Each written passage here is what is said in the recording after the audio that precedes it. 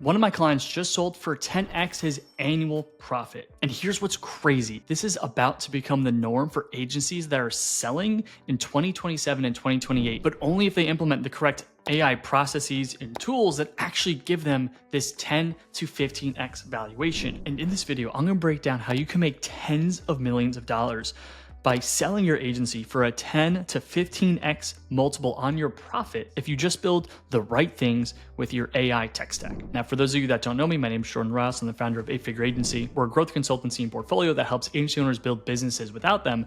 And we've also had many clients sell their agencies over the years. So this is coming not only from a place of experience, but this is coming from one of my old clients literally just selling at a peak valuation. So without further ado, let's get into it. So the window just opened this year where agency valuations are about to freaking skyrocket. What I'm calling the agency M&A Gold Rush is literally just starting because strategic buyers, which are family offices, PE firms, and larger holding companies and agencies, are going to be acquiring smaller agencies that are doing like 6, 7, and low 8 figures strategically for their technology and their IP, which usually has never happened. So what we're gonna go through in this conversation, like what's happening in the market, what the risk is of going to market to sell your company if you don't have the IP, what you need to build exactly and on what timeline, and then like how is this actually gonna lead to a 10 to 15x multiple on your annual profit. So just to give you some historical context, just like in any market, there are peaks and valleys. Just like in any housing market, how houses in California were selling at a peak in 2023 to 2024 and how the price is dipping in housing. The same thing happens in a mergers and acquisitions market where post-COVID 2021, there was a massive seller's market where many agency owners who just have normal processes and normal businesses were selling for over 10x EBITA. One of our clients in 2021, 2022 sold for 12 million when just 18 months before that, he hadn't even been doing over $1 million in annual revenue. So this is something I've already seen. This is the second seller's market that I'm going to personally experience, but this time I know it's coming. I know for a fact it's coming because we're at the start of it and I'm just starting to see these acquisitions happen right now. But here's what's crazy. No one is ready for this. No one even knows this is about to happen. So if you're prepared, if you are ready, you can get ahead of it to actually maximize your sale if this is something you want to partake in. So first, like in case you don't know, let's go through what EBITDA and multiples. Now, EBITDA is earnings before interest, taxes, depreciation, and amortization. And basically what this means is it's your profit. When agencies go to list themselves for sale, a buyer will negotiate with the seller and create a multiple on the agency's annual profit. Now, typically an agency will sell anywhere between 1x annual profit all the way up to 6x. And in a peak market, or if there's strategic buyers coming in, you could get more than that. But typically, the most common multiple I have seen is like a 2 to 3x. This range, the 1 to 6x EBITDA, has been the norm outside of any anomalies over the last 6 to 10 years. But if you structure your business correctly, the difference of a 2x multiple and a 12x multiple is literally life-changing money. And here's a quick example. One of my friends got to $2.5 million in annual profit, and he sold his agency for $30 million in 2021. The difference between this guy selling for $30 million and $10 million is like he can retire forever versus he can retire comfortably, but may have to work again in the future if he only sells for 10 million. The 20 extra million literally gives him the cushion to never have to work again. And this is structuring this correctly is the difference between what your life will and will not look like. The reason this peak market that is coming up really quick is different is larger businesses, whether these are, like I said, family offices, PE firms,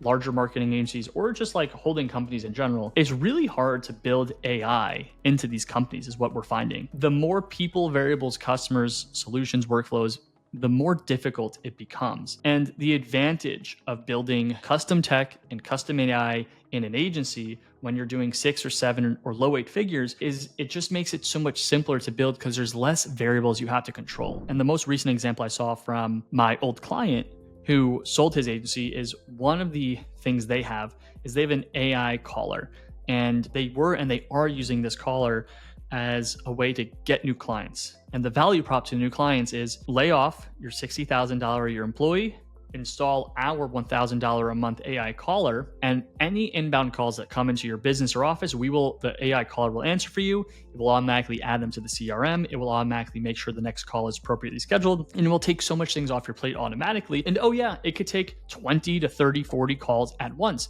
so you never miss a call. And the value prop of this is silly because this is a really viral sales tool that they can break into many new businesses and then upsell them into many more services. And this is just one use case and one example of how building technology and AI over the course of a year or two and to build a really good product could really be the difference of your valuation. Welcome to How to Build an 8-Figure Agency. My name is Jordan Ross and I'm your host. And over the course of this journey, we're going to be interviewing 8-figure agency owners and going through the systems that I've seen work and we've implemented into our clients' businesses that have helped our clients add $500 million in annual recurring revenue over the last handful of years. I myself have already hit the 8 figures in annual recurring revenue, and when I got there, I wasn't happy. I was stressed, I was dissatisfied, and I didn't like the people I was working with.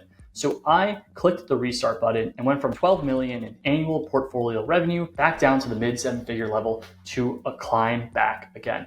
And on this journey, I'm going to be documenting my process on how I'm getting back to 8 figures and bringing you expert industry leaders who will tell you everything they did to get there as well. Thanks for tuning in and enjoy the episode. So before we get tactical, here's what's going to happen if you don't do this. The worst type of sale is a distress sale. And this is when someone needs to sell because something broke, something got effed up, where a company might be worth $100, they're selling it for less than it's worth. I have seen a lot of agencies go through a distress sale, and it's the literal worst thing. And what's going to happen if you don't have this and you get to a point where you're ready to sell in 2026, 7 or 8, you're either going to be selling at a distress sale territory where your business isn't really worth much because teenagers and kids in their 20s that are coming up that are able to build these tech-enabled agencies, they're flooding the market because they're trying to get rich quick. They're able to build these things at a 6 or 7-figure run rate quicker, and they're flooding the market. They're flooding the M&A market with these things. So your typical agency that has a lot of people, a lot of processes compared to these tech-enabled agencies just really aren't valued that much anymore.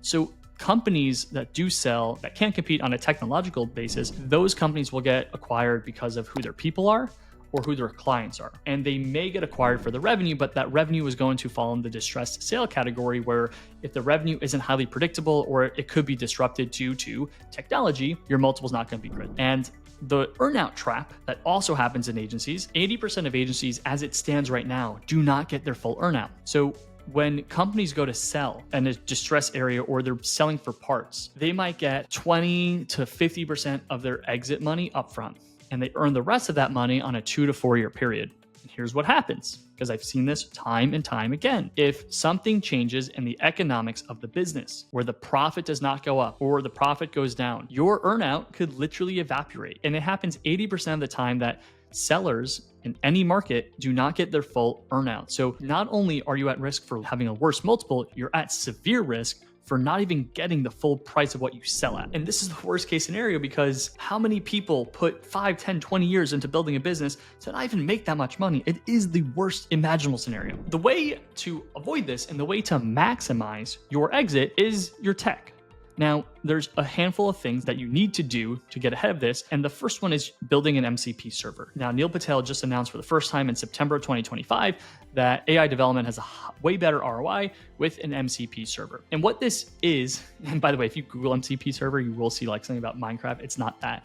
This is where all of your data exists. An example we gave to an SEO agency was we can build an AI process, an N8N, that will basically do a lot of the administrative work that a content coordinator would do. And when we write these blogs, they'll be good, but it won't get better every time. The server that we were going to build for them will store all the data for the company, and we'll store every blog, and we'll store everything we want to do and how we like to do things, such that when we compound QA, quality assurance, and editing, the server will remember all the data. So the blogs will get better and better and better. So your server is your first step.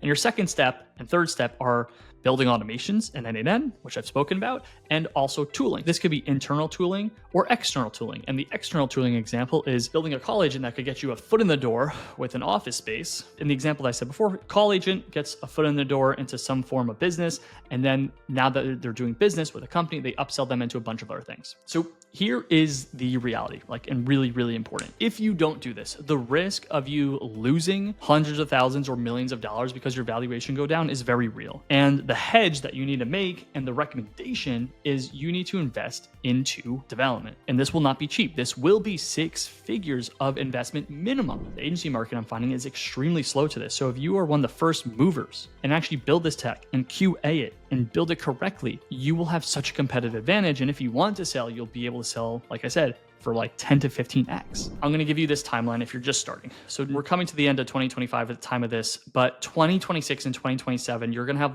12 to 24 months of development. I would give yourself the full 2 years.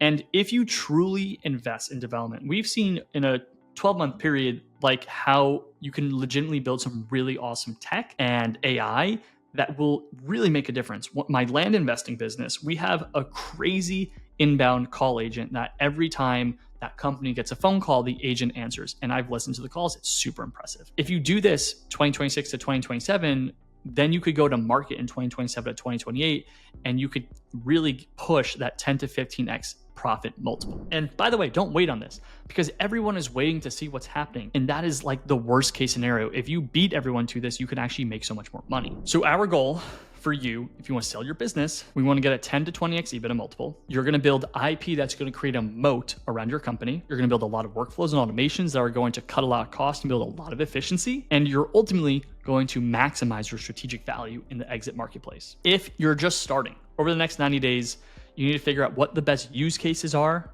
So engaging with a consulting firm like 8-Figure Agency, go to 8figureagency.co to talk about this. Building your MCP server is literally step 1. And then setting yourself up for development in 2026 is ultimately the best thing you could do if you actually want to get going. To put a bow on this, build now, exit in 2027 to 2028. And if you're not sure where to start, you can always get my ebook where I will give you all 13 systems that I'll break down every single area of your business that you could focus on improving on to actually make this happen in 2027 and 2028. That's in the link below. If this video added value, make sure you click the like button and subscribe, where every week I'm going to show up on your feed and give you the most up-to-date knowledge and insights on how to build a business that can work without you and also maximize your exit. And guys, if you want help with this, talk to us. Go to 8figureagency.co or go to the link below and book time with us where we can help you with a consultation to actually talk about what your options are for AI operations in the future. Thank you.